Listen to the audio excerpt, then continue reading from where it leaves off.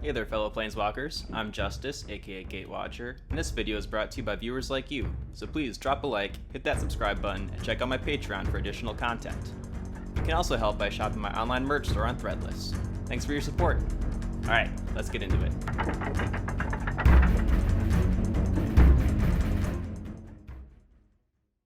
For these budget deck tech episodes, I follow a few rules. I'm building these decks for under $30 using Scryfall pricing. This cost excludes the Oathbreaker itself if it costs over $5, and this cost excludes basic lands. I assume you already own those. I build these decks using the 6x6 method, meaning 6 cards for 6 strategies to make the deck work. As I'm explaining the cards, I'll also be explaining how to pilot the deck and how to win with it. Entering the Sanctum today is Elspeth, Sun's Champion from the original Theros block.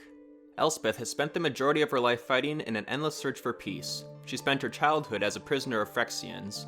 She spent her teenage years traveling the multiverse, seeking a home, acquiring a weapon of the god Perforos, and becoming a knight of Bant. In her 20s, she fought a war on Alara, the plane where she was trained as a squire. She fought in war on Mirrodin, which was all but lost, spare a few holdouts. And she fought gods on Theros, until she was ultimately killed by the god she fought for, and was sent to Elysia, the afterlife for heroes, where she was finally met with peace.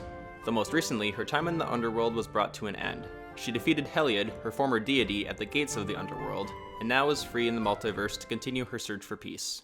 Elspeth, Sun's Champion is a 6-drop Planeswalker, which means she'll be arriving a bit later to the battlefield than most Oathbreakers.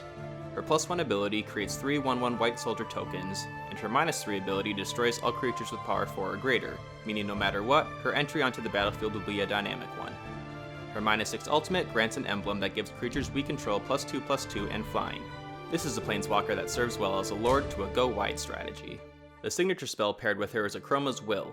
Since Elspeth will always be in play when we cast this, we have access to both modes. The first mode grants Flying, Double Strike, and Vigilance to our army, and the second mode grants Lifelink, Indestructible, and Protection from all colors, meaning only colorless creatures will be able to block our Alpha Strike. Before we build an army for Elspeth to command, we'll need some time to effectively build up. So let's start with Strategy 1, Perimeter Guards. Ghostly Prison, Aegis of the Gods, and Deafening Silence are all enchantment stacks pieces that can prevent opponents from moving too fast. Deafening Silence in particular is very useful against enemies that are attempting to combo off for wins. Drannith Magistrate and Nevermore are powerful includes, shutting enemy Oathbreakers out of the game. Drannith Magistrate limits opponents' spellcasting only from their hand, so command zone cards like Oathbreakers and signature spells are offline until the Magistrate is dealt with. Nevermore is a directly targeted prevention. We'll most often name the most aggressive Oathbreaker to keep it from causing problems, but we can also name threats that we know are inbound to prevent combo wins or splashy finishers.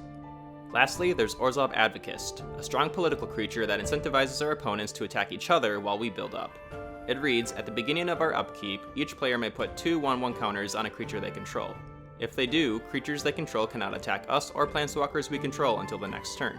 This keeps the heat off us and hopefully gives opponents the capability of taking out each other. While they're busy doing that, let's see what we're doing in Strategy 2, Effective Enlistment.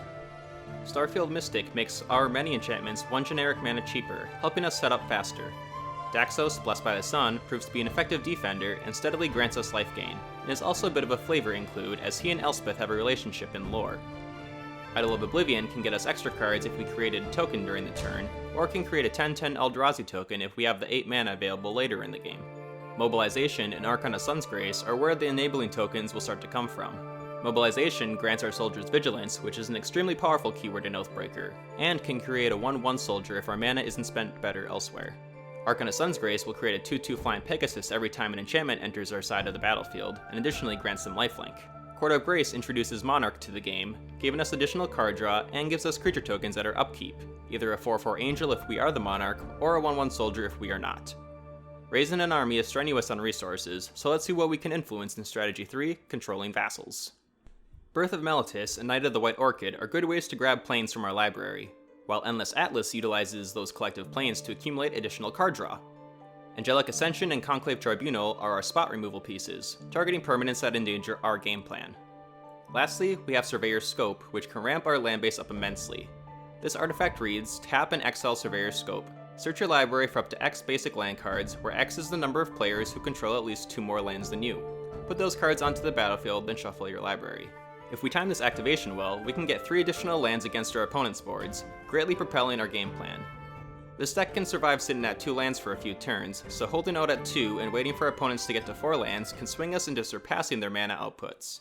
If we also have a land in hand, this can mean starting the turn at 2 lands and ending the turn with 6, which is just enough for our Oathbreaker. In order to win this war, we'll need to build a large army, so let's see how with strategy 4, Reinforcements. Call the Coppercoats, promise a Bunri, and timely reinforcements all require some help from our opponents, either by utilizing their own large boards against them, or giving us backup from when one of our creatures falls in battle. These cards can give us unexpectedly large boards starting from next to nothing. Reverent Hoplite and Springback Shepherd benefit from our board presence. Akroma and Devotion are essentially the same mechanic here. The more white mana symbols on permanents we control, the more creature tokens they produce for us. Our last reinforcement comes in the form of Captain of the Watch.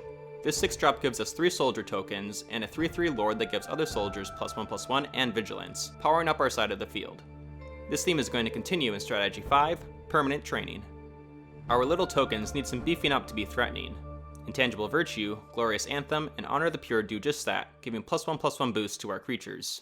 Heraldic Banner gives an additional point of power to creatures of the chosen color, which will obviously be white in our situation. And Force of Virtue gives us a +1/+1 to our army at instant speed, potentially without cost if we exile a white card from our hand. Krovax Ascended Tyro is our strongest trainer, giving white creatures +1/+1 and non-white creatures -1/-1. This can really swing differences in board states, and we can also pay 2 life to return him to hand should he ever fall to lethal danger. If we're able to get multiple of these enhancers onto our field, even our 0/1 goats will become threats to reckon with. With our grand army now trained, let's see how we can win the game, with strategy 6, Frontal Assault. Brave the Elements, Akroma's Will, and Odric Master Tactician are all ways that we can ensure that our army goes straight to our opponents, bypassing any blockers they may have. With enough power, this should be a single combat phase that completely removes opponents from the game. Council's Judgment and Hour of Reckoning are ways that we can clean up the board, making it easier for our army to overpower any resistance. Our final card is Elspeth herself, an army generator, a board wiper, and a power toughness modifier all in one. Elspeth embodies everything we are working to do in this deck. Now that we've seen all the cards, it's time to check out the final price. Elspeth Sun's Champion is over $5, meaning it is not counted in our budget's price, so this deck clocks in at an adjusted $29.92. If we would like to count our Oathbreaker in the price, this deck becomes $39.06, still readily affordable for some incredible combat action. That's all for this episode. Let me know in the comments what you think of this deck. Is an Alpha Strike style interesting in a multiplayer game? As always, if you aren't quite ready to planeswalk away, be sure to check out my Patreon to get additional content, including access to my Discord server where we talk and play Oathbreaker. Thanks for watching, and I'll see you next time.